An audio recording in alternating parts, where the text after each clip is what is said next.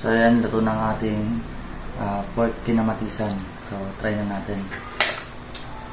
Oh, grabe.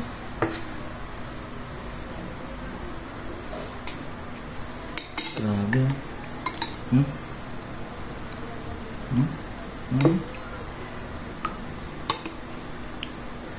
Gusto na kita dito.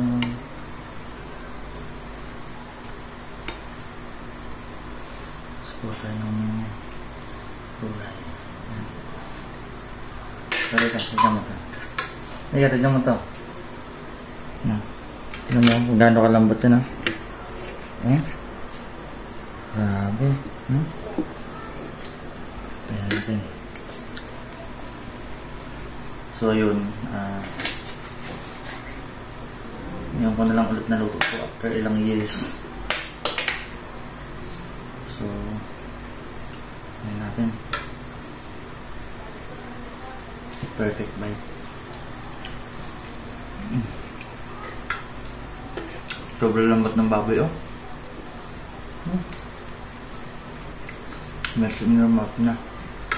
So shoutout nga pala kay Timothy, kapatid ko, napaulit-ulit nag-request nito. So ayun na yung request mo. So sasend ko na lang sa'yo yung full video nito. So yun lang. Thank you for watching. Please don't forget to like, follow, and share. And see you in my next video.